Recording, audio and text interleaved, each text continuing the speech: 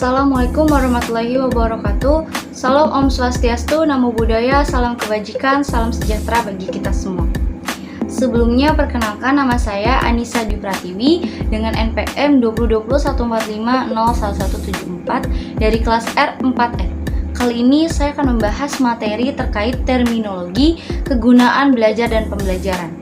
Sebelum kita membahas lebih lanjut, saya akan memberitahu apa saja yang akan dibahas.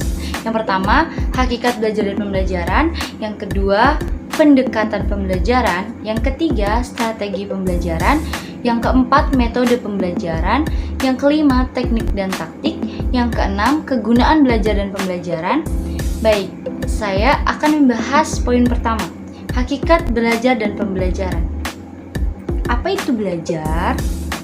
Mari kita ulas sedikit mengenai belajar. Belajar sebenarnya bagian dari aktivitas kehidupan sehari-hari kita, di mana setiap bagian dari aktivitas sehari-hari ialah bagian dari kegiatan belajar. Jadi, apa sih belajar itu?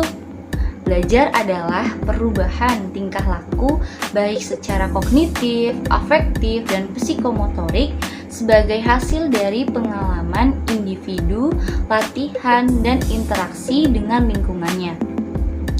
Dilakukan secara sadar, terencana, dan aktif. Aktivitas belajar juga meliputi dari mengamati, mendengarkan, mengalami, memahami, dan lain-lainnya. Selanjutnya, ada beberapa faktor manusia ingin belajar loh, yaitu 1. Memiliki dorongan rasa ingin tahu yang kuat. Jadi, manusia mempunyai rasa ingin tahu untuk mengetahui sesuatu yang diwujudkan dengan banyaknya pertanyaan yang muncul.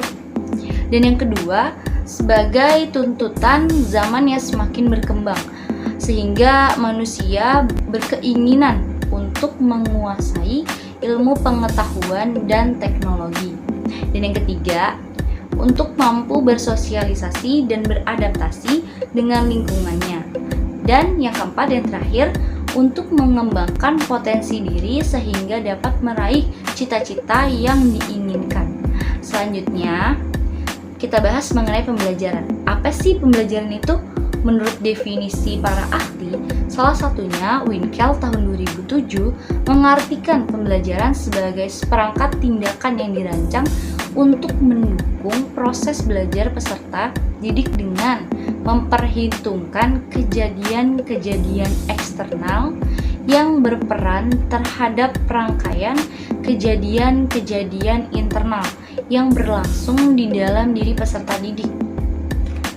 Jadi dapat dikatakan nih, pembelajaran ialah upaya yang dilakukan oleh pendidik seperti guru ataupun dosen untuk memberikan suatu proses belajar pada diri peserta didik. Pembelajaran juga menekankan pada cara-cara untuk mencapai sebuah tujuan dan berkaitan dengan cara mengorganisasikan materi pembelajaran, menyampaikan materi pembelajaran, dan mengelola pembelajaran. Ada 3 aspek fokus sistem pembelajaran yang disebutkan oleh Lindgren tahun 1976, yaitu 1. Peserta didik di sini merupakan faktor yang paling penting. Mengapa demikian? Karena jika tidak ada peserta didik, maka proses belajar juga tidak akan ada gitu. Dan yang kedua, proses belajar. Apa saja sih yang dihayati dan dirasakan oleh peserta didik? Dan yang ketiga, itu ada situasi belajar, lingkungan tempat terjadinya proses belajar dan pembelajaran dari semua faktor yang mempengaruhi peserta didik atau proses belajar seperti pendidik, kelas, dan interaksi di dalamnya. Selanjutnya, poin kedua yaitu pendekatan pembelajaran. Apa sih pendekatan pembelajaran itu? Pendekatan pembelajaran ialah titik tolak atau sudut pandangan kita terhadap proses pembelajaran yang mengarah pada pandangan tentang terjadinya suatu proses yang sifatnya masih sangat umum, yang dimana di dalamnya mewadahi, menginspirasi, menguatkan dan melatari metode pembelajaran. Sehingga strategi dan metode pembelajaran yang digunakan dapat bersumber atau tergantung dari pendekatan tertentu. Menurut Roy Killen pada tahun 1998, ada dua pendekatan dalam metode pembelajaran, yaitu yang pertama pendekatan yang berpusat pada guru dan pendekatan yang berpusat pada peserta didik.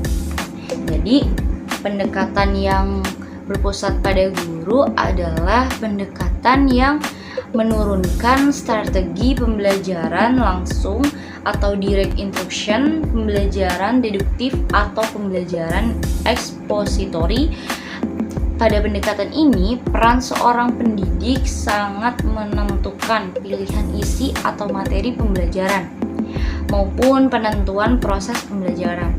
Jadi, pendekatan yang berpusat pada guru adalah pembelajaran yang menempatkan posisi siswa sebagai objek dalam proses kegiatan belajar, dan kegiatan belajar itu bersifat klasik. Pada pendekatan ini, guru menempatkan diri sebagai orang yang serba tahu dan sebagai satu-satunya sumber belajar, dan pendekatan yang berpusat pada guru ini memiliki ciri bahwa manajemen dan pengelolaan pembelajaran ditemukan sepenuhnya oleh guru. Pada pendekatan ini, peran peserta didik hanya melakukan aktivitas sesuai dengan petunjuk dari seorang guru, sehingga peserta didik hampir tidak memiliki kesempatan melakukan aktivitas sesuai dengan minat dan bakat yang mereka miliki. Jadi selanjutnya, yang kedua tadi, pendekatan yang berpusat pada peserta didik. Pendekatan yang berpusat pada peserta didik adalah pendekatan yang menurunkan strategi pembelajaran discovery dan inquiry, serta strategi pembelajaran induktif. Pada pendekatan ini, peran seorang pendidik memposisikan diri sebagai fasilitator atau pembimbing sehingga kegiatan belajar peserta didik menjadi terarah. Pendekatan pembelajaran ini menempatkan peserta didik sebagai subjek belajar dari kegiatan belajar yang bersifat modern. Pada pendekatan ini juga, manajemen dan pengelolaannya kemudian ditentukan oleh siswa.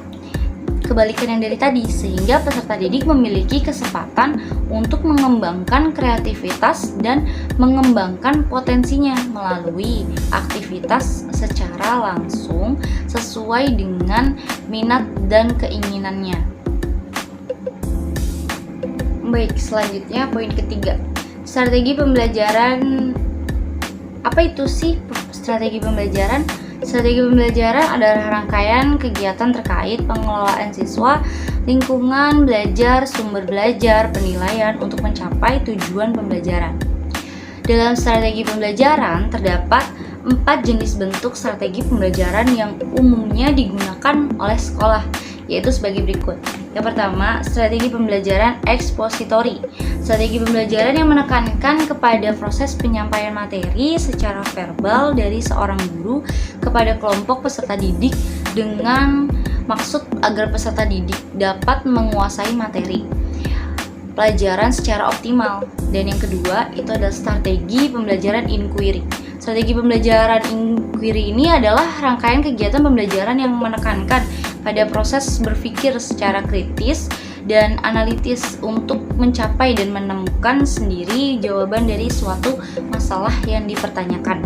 Ini dari Winda Sanjaya tahun 2011. Dan yang ketiga, strategi pembelajaran kooperatif, suatu proses pembelajaran secara kolaboratif dalam sebuah kelompok yang terdiri dari 2 orang atau lebih. Masing-masing anggotanya memiliki kesempatan dan tanggung jawabnya yang sama untuk mencapai tujuan bersama. Dan yang keempat, strategi pembelajaran kontekstual, suatu proses pendidikan holistik dan bertujuan memotivasi peserta didik untuk memahami makna materi tersebut dengan konteks kehidupan mereka sehari-hari, sehingga peserta didik memiliki pengetahuan keterampilan yang secara fleksibel dapat diterapkan dari satu permasalahan konteks lainnya. Dan selanjutnya, poin keempat, itu ada metode pembelajaran. Apa sih metode pembelajaran itu? Metode merupakan upaya untuk mengimplementasikan yang sudah disusun dalam kegiatan nyata agar tujuan yang telah disusun tercapai secara optimal. Metode digunakan untuk merealisasikan strategi yang telah diterapkan. Jadi, strategi ini menunjuk pada sebuah perencanaan untuk mencapai sesuatu. Sedangkan metode adalah cara yang dapat digunakan untuk melaksanakan strategi. Dengan demikian, suatu strategi dapat dilaksanakan dengan berbagai metode. Selanjutnya, poin kelima, yaitu teknik dan taktik. Apa itu teknik? Teknik adalah cara yang dilakukan seorang dalam rangka mengimplementasikan suatu metode. Misalnya nih, cara yang dilakukan agar metode ceramah berjalan efektif dan efisien. Dengan demikian, sebelum seseorang melakukan proses ceramah, sebaiknya memperhatikan kondisi dan situasi saat itu. Misalnya berceramah pada siang hari setelah makan siang dengan jumlah peserta didik yang banyak. Tentu saja akan berbeda jika ceramah itu dilakukan pada pagi hari. Pasti peserta didik akan lebih memahami. Dan apa sih taktik pembelajaran? Taktik adalah gaya seseorang dalam melaksanakan suatu teknik atau metode tertentu. Taktik sifatnya lebih individual walaupun dua orang sama-sama menggunakan metode ceramah dalam situasi dan kondisi yang sama. Sudah pasti mereka akan melakukannya secara berbeda. Misalnya nih, dalam taktik menggunakan ilustrasi atau menggunakan gaya bahasa agar materi yang disampaikan mudah dipahami. Selanjutnya, poin terakhir yaitu ada kegunaan belajar dan pembelajaran. Apa sih kegunaan belajar dan pembelajaran? Belajar memiliki tujuan atau kegunaan untuk memperoleh hasil belajar dan pengalaman hidup.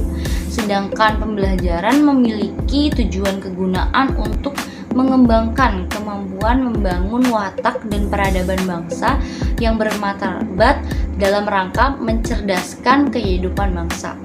Selain itu, adapun kegunaan strategi belajar dan pembelajaran secara teoritis itu sebagai calon guru menguasai teori-teori belajar dan pembelajaran secara mendalam serta juga memahami berbagai teori tentang metode yang digunakan dalam pembelajaran. Secara praktis, sebagai bekal untuk terjun dalam mata kuliah PPL dan menjadi guru profesional. Sekian video pembelajaran terkait materi terminologi, kegunaan belajar dan pembelajaran dari saya. Kurang lebihnya mohon maaf. Wassalamualaikum warahmatullahi wabarakatuh. Sampai jumpa.